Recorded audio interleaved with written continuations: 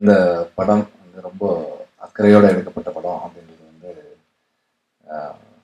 அவங்க எடுத்துக்கிட்ட களம் மட்டும் இல்லை, அதை எல்லா ஆஸ்பெக்ட்ஸுமே குறிப்பாக அவங்க டேலண்ட்ஸ் ஐடென்டிஃபை பண்ணதில் இருந்து சிங்கர்ஸ் ஆரம்பித்து ஆர்டிஸ்ட் வரைக்குமே வந்து ஒரு ஒரு அக்கறையோடு பண்ணப்பட்ட படம். அண்ட் இதுக்கு அவங்க ப்ரொடியூசர்ஸ் வந்து ரொம்ப தைரியமானவங்க, ஒரு ரொம்ப கட்ஸ் இருந்தால் மட்டும்தான் இந்த மாதிரி ஒரு படத்தை இனிஷியேட் பண்ண முடியும். குறிப்பாக இந்த தலைப்பு தமிழில் தலைப்பு இல்லைன்னா நமக்கு டாக்ஸ் எக்ஸம்ஷன் இல்லை. Still they go with the title. ஒரு டைரக்டரோட விஷன், அவர் என்ன சொல்லணும்னு நினைக்கிறாரோ அதை சப்போர்ட் பண்ணணும்னு நினைக்கிறது, இது வந்து ஒரு பெரிய விஷயம்.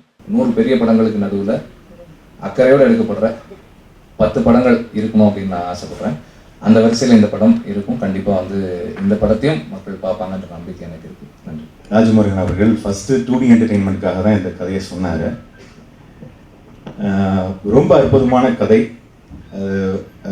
எப்படின்னா அவர் வந்து ரொம்ப எமோஷ்னலாக வந்து சொன்னார். அது கேட்கும் போதே வந்து கண்ணில் தண்ணி வந்துருச்சு. அது மட்டும் இல்லாமல் குக்கு படத்துக்காக வந்து அவருடைய அந்த பாடல்கள் வந்து ஒரு தடவை அந்த எடிட் ரூமில் போட்டு காட்டினாங்க. அந்த பாட்டு பார்த்துட்டு என்னால் எந்திரிக்கவே முடியல, அந்த அளவுக்கு எமோஷ்னலாக இருந்தது. அதே மாதிரி இந்த கதையை கேட்டப்போ வந்து அதே தாக்கம் இருந்தது. ஸோ இந்த படத்தை கண்டிப்பாக நம்ம வந்து 2D என்டர்டெயின்மெண்ட்டில் பண்ணணும் அப்படின்னு முடிவு பண்ணி வச்சிருந்த நேரத்தில் தம்பி SR பிரபு வந்து அதை எப்படியோ தட்டிட்டு போயிட்டாரு. இதுதான் உண்மை. ராஜா, உனக்கு ஒரு பேக் ஸ்டோரி இருக்கிற மாதிரி எனக்கு ஒரு பேக் ஸ்டோரி இருக்குது. ஏன்னா இந்த படத்தை நான் ப்ரொடியூஸ் பண்ணதா இருக்குது. நல்ல வேலை பண்ணல, ஏன்னா என்னை விட நல்ல ப்ரொடியூசர் பிரகாஷ் எல்லாரும்.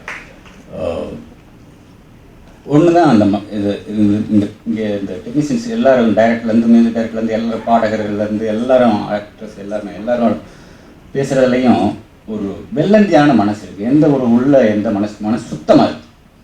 எல்லோரும் எல்லாரோட பேசும்.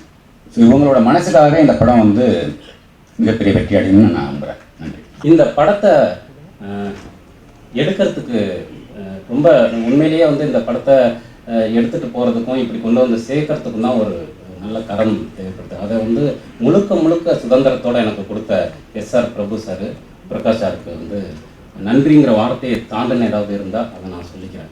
அதுதான் ரொம்ப முக்கியமான விஷயம். அதே மாதிரி ராஜா சார், 2D ராஜா சார், பாலா சார் 2 பேருமே இந்த படத்தை எடுக்கிறதுக்கு ரொம்ப ஆர்வமாக இருந்தாங்க.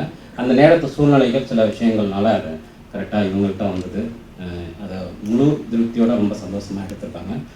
அவங்களுக்கு ரொம்ப நன்றி. என்னுடைய உதவி இயக்குநர்களுக்கு இந்த நேரத்தில் நன்றி தெரிவிச்சுக்கிறேன். இந்த படம் ஓடும் ஓடாது, எல்லாருக்கும் பிடிக்காதுங்கிற பற்றின எந்த அக்கறையுமே எனக்கு இல்லை. ஃபஸ்ட்டு அது மேலே எனக்கு பெரிய நம்பிக்கையும் கிடையாது.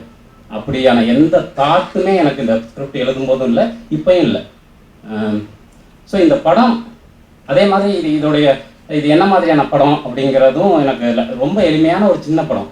பட் இந்த படம் சில விஷயங்களை கிரியேட் பண்ணும் அப்படின்னு நான் நம்புகிறேன். ஃபஸ்ட்டு விஷயம், நம்ம நாட்டுடைய கருத்துரிமை, கருத்து சுதந்திரம், அதோடைய எல்லையை, கலையிலேருந்து வரக்கூடிய கருத்து சுதந்திரம், அதோடைய எல்லையை வந்து கொஞ்சம் அதிகப்படுத்தும் நம்புகிறேன். ஃபஸ்ட்டு விஷயம். 2வது,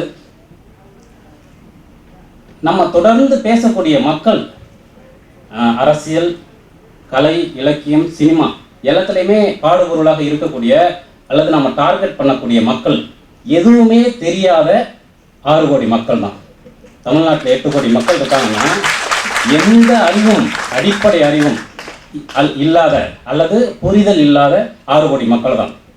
சுதந்திர போராட்டத்தில் வந்து 30 கோடி பேரில் 2 கோடி பேர் தான் பங்கெடுத்துக்கிட்டாங்க அப்படிங்கிறது மாதிரி தான் இன்றைக்கும் 100 கோடி பேரில் 10 கோடி பேர் தான் அறிவுத்தளத்தில் அல்லது இந்த வாசிப்பில் அப்படி இயங்குறவங்க.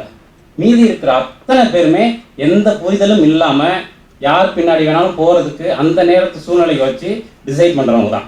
அவங்கள தொடர்ந்து பலிகடாவாகவும் அப்பாவியாகவும் பயன்படுத்திகிட்டே இருக்கக்கூடிய ஒரு பவர், ஒரு சிஸ்டம், அதை நோக்கின ஒரு கேள்வி தான் இந்த படம்.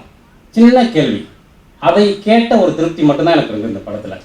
ஸோ அதுக்கு மேலே வந்து அதை எடுத்துக்காது எல்லாமே வேறு விஷயம். அப்படி நிறைய பேர் கேள்வி கேட்டிருக்காங்க. பாலா சார், வெற்றிமாறன் சார், தொடர்ந்து எல்லாருமே வந்து அந்த ஒரு பவர் இருக்கு இல்லையா, நம்ம எளிய மனிதர்களை இது பண்ணுறோம், அதை நோக்கியான கேள்விகள் கேட்டுட்டாங்க. அதில் இன்னொரு கேள்வி, இந்த படத்தில் வந்து ஒரு பாட்டில் எனக்கு சட்டத்தில் மொத்தமாக வந்து ஒரு கேள்வி இருக்கும், இன்னொரு பாட்டு அது ரோலிங் டைட்டில் படத்தில் வராது.